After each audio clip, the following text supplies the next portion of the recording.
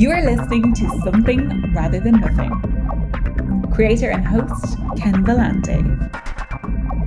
Editor and producer, Peter Bauer. This is Ken Vellante with the Something Rather Than Nothing podcast, and I have Eleanor Wells, director, podcaster, writer, other things, many other things. Eleanor, I just wanted to thank you for coming on to Something Rather Than Nothing. Yeah, thank you so much for having me. Yeah, and I know we're reaching you from Wisconsin, a place I love, and I'm very interested in your projects and the things that you do. But first of all, I was wondering about a big conceptual question or origin story is, were you an artist when you were born? I'm sure. I don't know about when I was born, but I know some of my first memories when I was very young, about 4 years old. I always loved stories. Watching movies with my mom and my brother. I was very creative, so this one family used to babysit me, and we would play dress up, and I would watch Disney movies, and then when I was very young, I started writing my own stories. So I would say it's been in me for as long as I can remember. Yeah, and I'm gonna pick up on you saying stories. I mean, I love one of the things I love in my podcast is that we end up just talking about stories a lot. I mean, it's philosophy and art, Mm-hmm. but it ends up being about stories. And you mentioned watching film. I'm a film lover. You make film, you write film. What were you watching when you were younger that was like kind of sunk into your brain? Yeah. I mean, there was a lot, but probably the biggest influence on me was Disney. Hmm. And at that time, I know I'm not that old, but it was the 90s Disney movies of the Disney Renaissance, and then it was the original films that were made during Walt Disney's lifetime. And I remember, gosh, I want to say it was watching Peter Pan, and when they're all flying to Neverland. And I remember having the thought that I want to do that. And Yeah. and of course, there were other things too. I think, of all things, Pokemon was a huge influence on me, that original show. Yeah. And then when I was a little bit older, maybe 6 or 7, I started getting into the Tobey Maguire Spider-Man movies and the original X-Men movies. And I just sort of built on the pop culture that I consumed as I got older. Yeah. Yeah. Um, and so we'll get into different aspects of the things you do, and certainly with filmmaking. Mm-hmm. And one of the things that kind of connects us and like how I think we end up talking, besides me being very interested in your thoughts about art, is Yes. I had Paige Henderson and Nicole Murray on the Mm-hmm. podcast Yes. before as well, who are wonderful actresses. Yes. And in the film Eagle Rock, I'll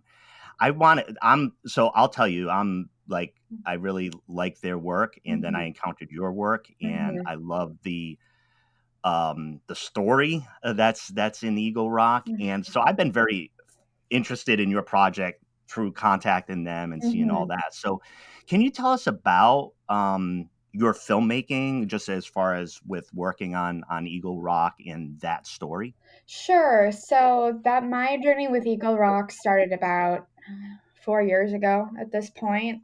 So this is 2017, and a series of events led me to become very interested in cults, and particularly in the Manson family. And I wanted to understand what would cause somebody to become a part of a group like that. Because, like I think many other people, I was like, oh, how can anybody fall for that kind of thing? And then the more I read, the more it made sense. And then I had this idea of the first girl, what that experience would have been like for her. Like, how do we recognize a cult as a cult, before it's had a lot of the imagery or just the things that we associate with it. And that's really where my journey with Eagle Rock began. And then I realized I had a lot more story to tell. So, you know, we did the short, I wrote a feature, and then I wrote two sequels to it too. So it's at this point it's a 3-chapter overarching story about 3 generations in this one family and how the actions of a cult in 1971 still, you know, reverberate 25 years later in 1986, and then 25 years after that, so in the present day of 2021. And Wow. every part of that story is really informed by the research that I did, and I just kept realizing that there was more story to tell and more story to tell. But I'm pretty happy with it as a trilogy now, and right now people have only seen a short film. Um, but I hope it can be really a conversation starter, and people can, you know, watch my work. And this is true of Eagle Rock and also everything I want to do in the future. My goal is for really to people to watch what I create, and they go out to a bar, to a restaurant, or you know, sit around a fire with their friends and say, well, what did you think about that? And maybe they have different opinions about what, you know, a character's motivation was or what the meaning of a certain scene was, but have them there and have them talking about it and recognizing these patterns in their own lives, or even if it's not them, if it's people that they know. So that's really my goal. It's and I appreciate you saying that. And for me, in response to that, it's like super timely because the first Mhm. time in my life, I'm like, or maybe a lot of Americans, it's like this right now, but Mhm. to actively interact with cult members, Yes. like I'm having conversations that are supposed to be, Mhm. I don't know how to describe it, like regular conversing conversations, and all of a sudden I'm talking with somebody, I don't know. When something become a cult, well, it's in the territory that you're talking about. It's somewhere percolating in there when it becomes it. So I think Yes. interrogating, like, this is philosophy, right? Like Mhm. interrogating truth, or like what is the story that you believe in, Mhm. is like right now that conversation is deep. It's deeply important to have that conversation. So Mhm. um all right, so Eleanor, you create you create film, you've done podcast, Mhm. you're interested in art, you create Mhm. art. What is art? Oh gosh. Art is, to me, I would say it's a reflection of how we view ourselves. And it's something that is immortalized, or that we immortalize a bit of ourselves in our time period that we live in. Because to quote to quote Perks of Being a Wallflower, like, this moment will be another story someday. Like, right now we're living in the present, but 50 years from now, this is going to be a time, or 50 years from now, I should say, even, you know, 100, 200 years from now, this will be a time that people study, and they'll listen to our music, and they'll watch our films, our TV, they'll read our books, our news, and they'll try to understand a little bit about us. And art is really something that I think it, it's a piece of ourselves that lasts forever. And it through art we can explore how humans are the same. Like, William Shakespeare lived, you know, 400 years ago, and yet his work, it still speaks to something so truthful about being human, and that's Right. why it, you know, still resonates today, and people still put on his plays. And that's one of the most compelling parts about art for me. Yeah, yeah. I I and I hear it going back to stories, right? Like what it is that I don't know. Universal is a troublesome term, but just like in a Yeah. sense where it feels human, Yes. where it feels human, the Mhm. story still. Mhm. Um, All right. Well, thank you for that. Wow. Mhm. I ended up thinking about your answer to what is art, and that's part of my difficulty is to continue uh, Mhm. talking. I have another big question. It's a Sure. little bit connected to like kind of where you come from and what influences you. And the question is, who or what made you who you are? Oh God. I would say that I am a product of just, I don't know if this really answers your question, but just everything that I've experienced in life up until this point. I've had experiences in my life that have shaped me. I can look back to certain moments in my life and think, well, I'm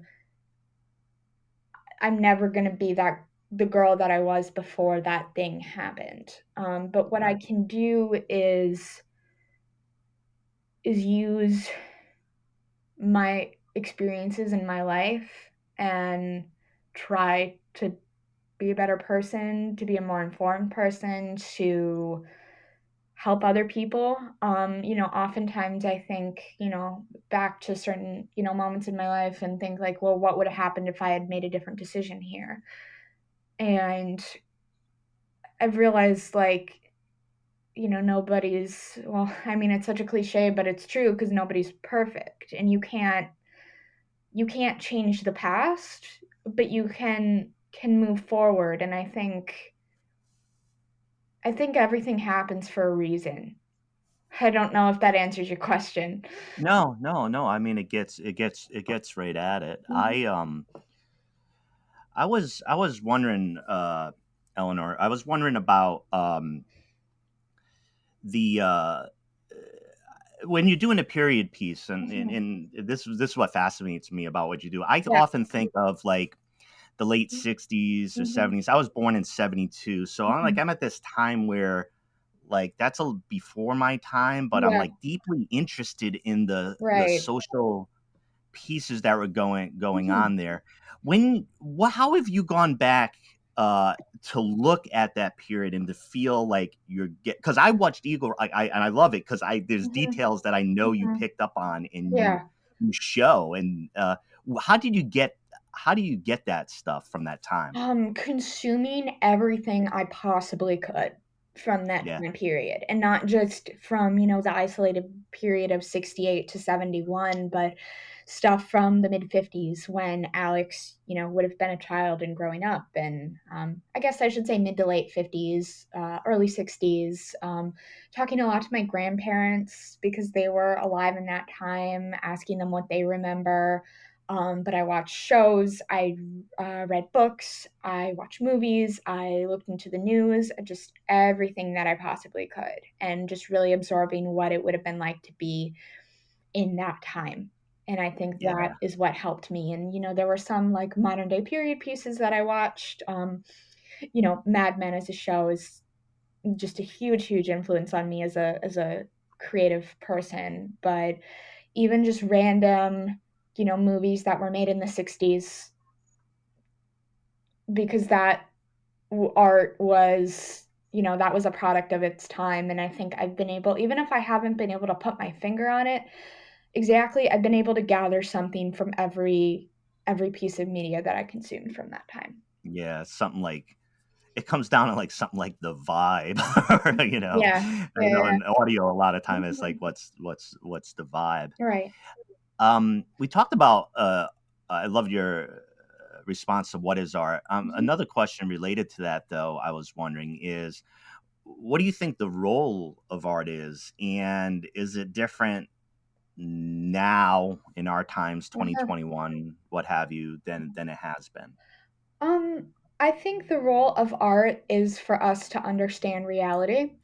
And I don't know that it's ever been different in human existence. I think that's always been its role. Um, because it's funny. So I don't know if we mentioned this when we were. I mentioned this when we were emailing. I'm acting right now, so I'm in Our Town, which is a great, great show because it was written in 1938, and it's about a memory of 1901 to 1913. And it's so interesting as we're going through rehearsals, like the fact that this is a memory of a past time, but we're also portraying the 30s in 2021, and that it can still be relevant today is, I think, what gets at a lot of your question, because there's some really beautiful monologues in the text about how the purpose of the show is to understand people who lived in the past. And I think that's so interesting, and it's one of the reasons I I love the show, and I think it gets at a lot of, like I said, a lot of your question about the purpose of art and has it changed, and I would say that it has not. Yeah, yeah.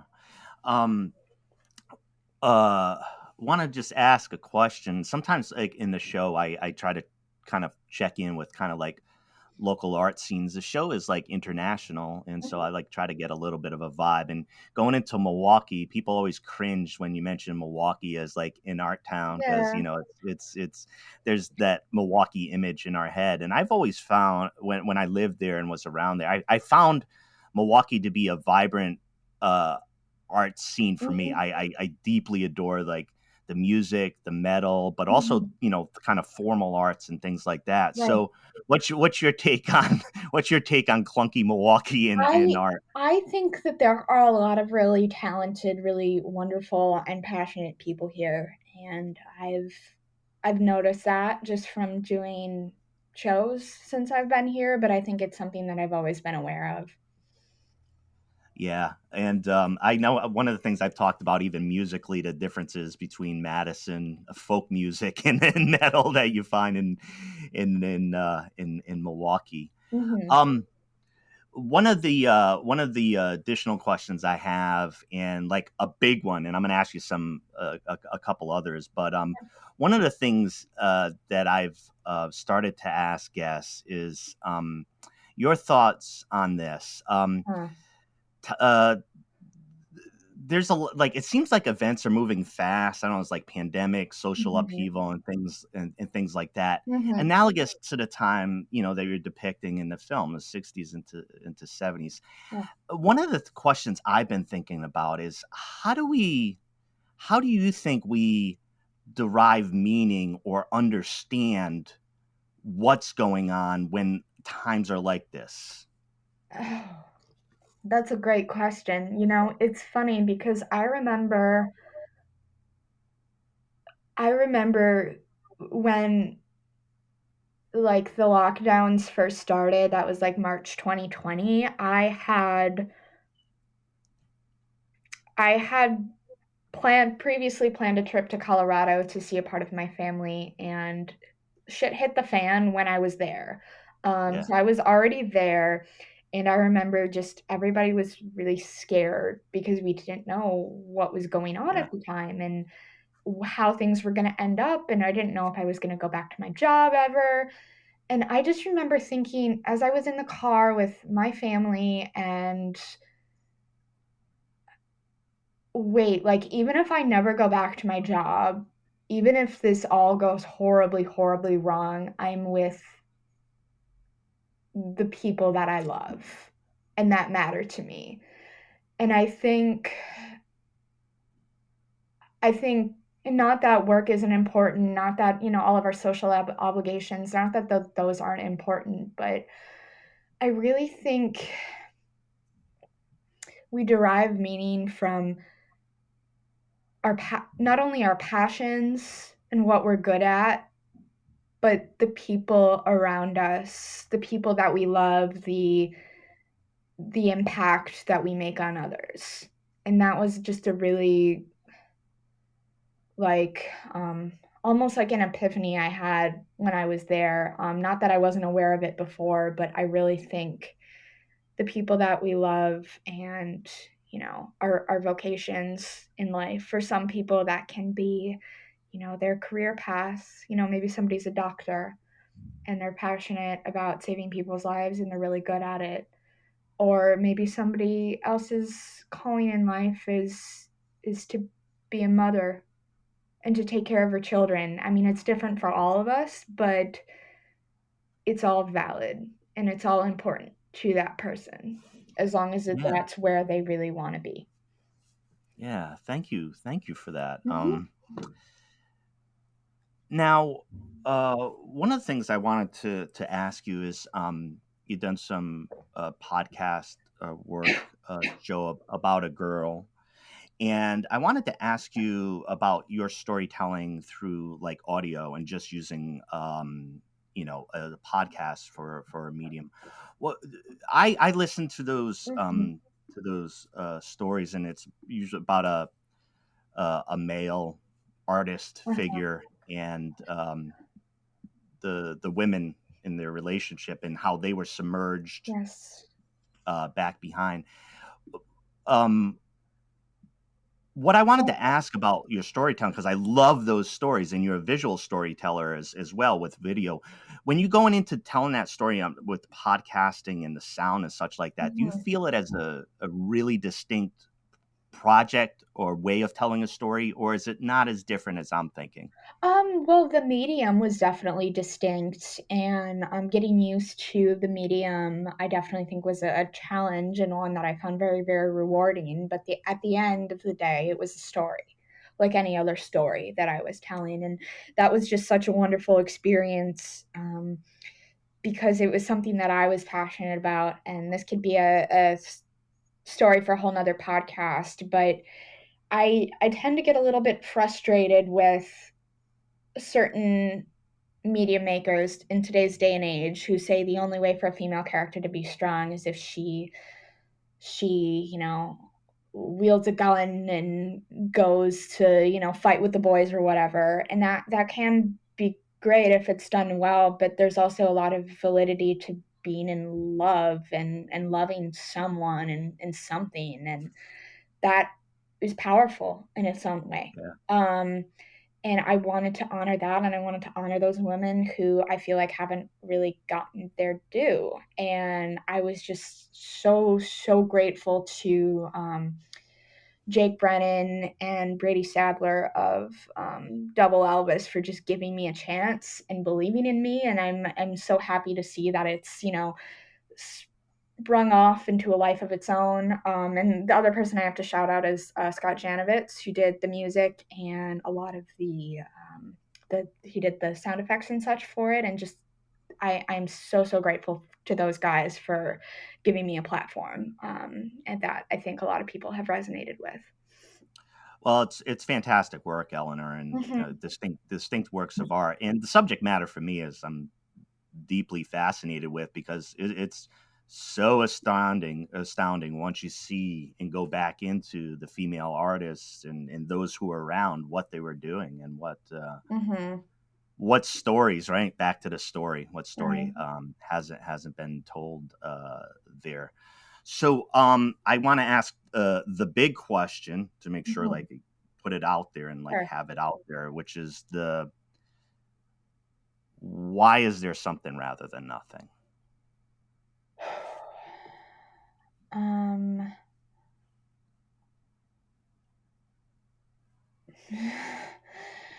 well, to go back to our town for a minute, there's a great monologue at the very end of the show that the stage manager gives, and he or she, well, in our production we have two, so I guess the stage manager as a character muses about how Earth may be the only place in the universe where there's life, and I I don't have any strong feelings either way. My sort of belief on that is I wouldn't be surprised either way, whether that Earth was the only place where there was life or Earth wasn't the only place. But I think I don't know if I can give a concrete answer to that question, but what matters is that we are here, and we shouldn't take that for granted because every life has value. Um, and we all have something to contribute to the world and a legacy to leave behind after we're gone. And I think that's very powerful. I think the answer to your question is that we have to search for our meaning. Yeah. If that makes sense. Yeah. Yeah. I feel that. Yeah, thank you. Oh man, thank you so much.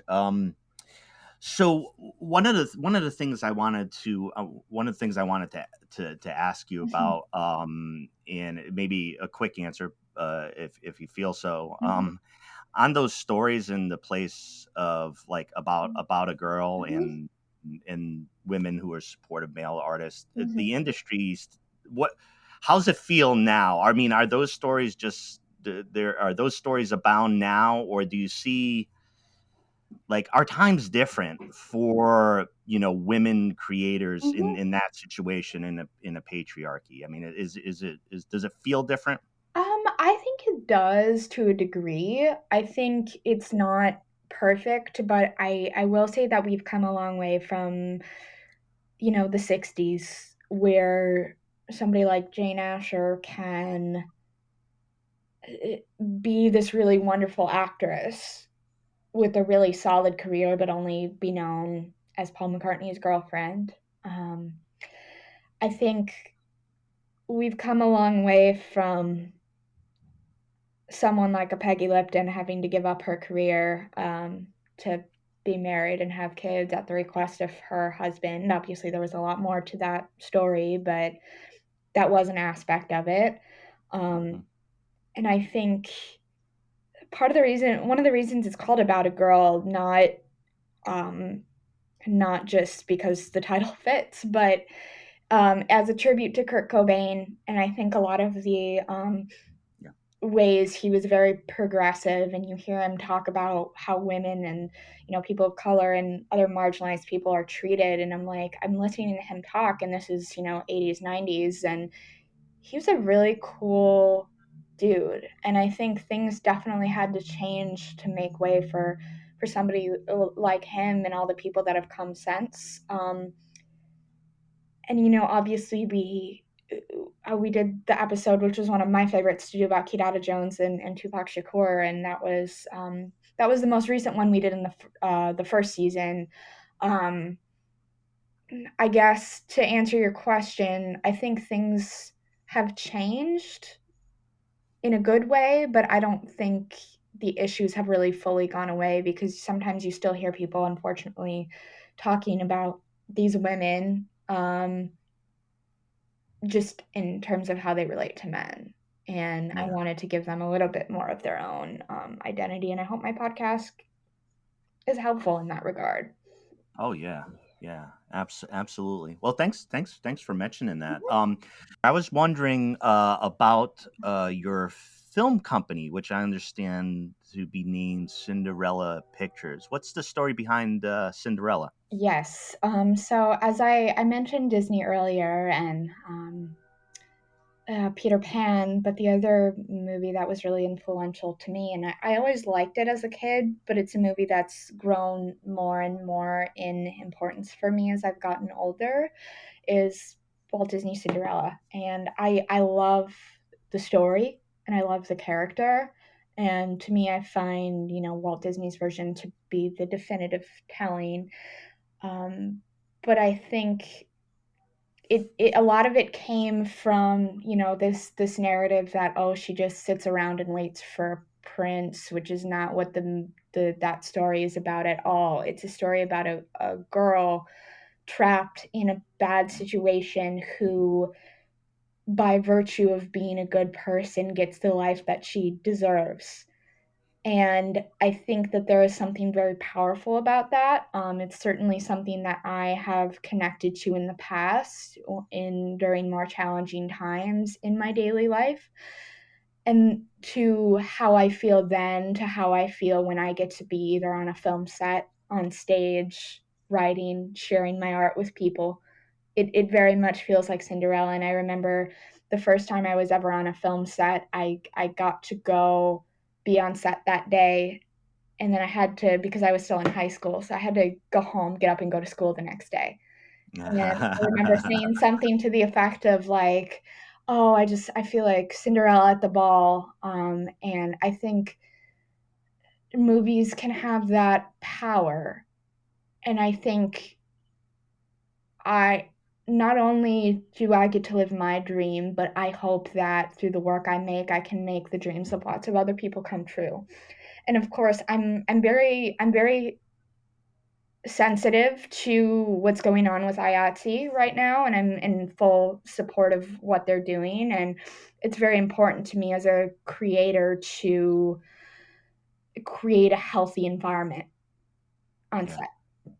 Yeah. And I guess the other thing I should add is the feminine aspect of things. I want to tell stories that are, again, diverge in a way from what a lot of mainstream Hollywood tries to say is a strong female character. I want to see more types of women, and I think men are great. There's lots of good men out there. There's lots of great stories that have been made with male lead characters. And one thing I think those a lot of those stories resonate is they're written in a universal way. I love Luke Skywalker. I Luke Skywalker is a character that anyone can relate to. It doesn't matter who you are. And I want to be able to create some of that for female lead characters because that's my experience. And I think in a lot of ways, of course, there's so many aspects of the human experience that are universal. And I think the more that our culture, our society can see that from different lenses, the better off we'll be. And that's part of my goal with the company as well. Yeah, I really appreciate that. Obviously a great name. So I really like you kind of filling in like, the thinking that is behind that. And Mm-hmm. I think with the the talented women Mm-hmm. that you work with as Yeah. well. Of course, with Paige in the lead of Eagle Rock, Mm-hmm. having somebody help you tell those stories and get out Yeah. that piece. I mean, it's noticeable and it speaks for itself. So, uh, thank you for letting us know more about uh, Cinderella Pictures. All right, so Eleanor, I want you to be able to however you feel like, kind of like let listeners know and be able to connect to like what you're working on or how they can or where to look for it. Mm-hmm. Well, Eagle Rock is available to stream on Amazon with an IndiePix Unlimited subscription. You can get like a free trial, I think, for a week, or you can purchase or rent the film. I think it's like $1 to rent and like $5 to purchase. You can listen to About a Girl wherever you get your podcasts. Of course, on the off chance anyone's in Wisconsin. My show Our Town opens next week. I'm not sure when this is going to air, but it runs October 8th through the 10th and October 15th through the 17th. And follow me on Instagram. I'm at ebrinw and Eagle Rock Movie for news about the film. And I really hope that I can have a fruitful and productive 2022 of making content that is important to me and that matters. Yeah. Well, well, I mean, it definitely does, and I like for me as like my receiving it, some of my areas that I'm interested in the work that you develop. I really enjoy it, and I really appreciate your efforts in doing it. I wanted to ask one question. It's kind of Mm-hmm. like a separate little hanging question there Sure. too. Is I know you've worked on you've done screenplays and such. I Mm-hmm. haven't asked the question of folks who write in that manner. Mm-hmm. How different is it as far as creating a piece that's in that format, a screenplay format? What's that like? Like different as opposed to like writing a novel. Yeah, I mean, just like different in the sense of where you're trying to bring in like maybe the sensory aspects and the dialogue and just the creating that to give that its vibrancy. I guess just having a really clear vision in my head of what I want the story to be and making sure that that comes across. Like, it's definitely different, in a way. I find novels more challenging than screenplays because you have to paint a complete picture for Yeah, the audience, and with film you can just kind of show everything. And when I imagine the stories that I'm writing, it's a very vivid picture. I think of sounds, including music, ambient noise, smells, looks, and I just find it easier sometimes to suggest a lot of that, or yeah, what the characters are wearing. And then in novels you just have to be so thorough, and in screenplays you definitely have to be more concise. yeah, yeah. Thanks for that. I've been trying to like I'm dabbling myself and like I find like different ways of creating. Like I see my brain trying to adapt to how to get the story out. So like my brain thinks like that. And it's just I always kind of just think of a different way to depict Mm-hmm. prior to being, shown. So Absolutely. Oh, and the other thing I forgot to mention is during, I guess, the pandemic, or when we were, locked down and couldn't do anything, I did a couple of stage readings of some of my scripts. So I did the one I loved, which is the first sequel to Eagle Rock, and then I did The Good Life, which is the second one. And then I also did a stage reading of a pilot that I wrote for an unrelated series that I think is kind of be my next project, once I get a couple of these films in the can. So if people could, wanted to take some time to watch them, and there was just some great work, and I had some very talented people involved, and just kind of a fun little way to watch things. And they're yeah, on that's a good Cinderella thing. Motion Pictures is YouTube channel. Oh, great. And Great. subscribe, and Great. I'll be putting content up there as well, just in the future. Wonderful. Thank you so much for that. And the thing is, not only are you talented, but the projects I've seen you work on are inhabited by other talented people. So Yes. that goes a long way in creating Mhm. some nice art. Mhm. Eleanor, it's been so great to meet you and to learn about like your creativity and your thoughts on art and creativity. And I just want to thank you for making the things that you make Thank because you. I really enjoy them and for spending the time to like get into your head a little bit and, and learn about, um, you know, uh, how you do your stuff. So I really Sure. wanted to thank you deeply. Yeah. Yeah, it was. Yeah, thanks again for having me. And hope to put more out into the world very soon. Thanks so much, Eleanor.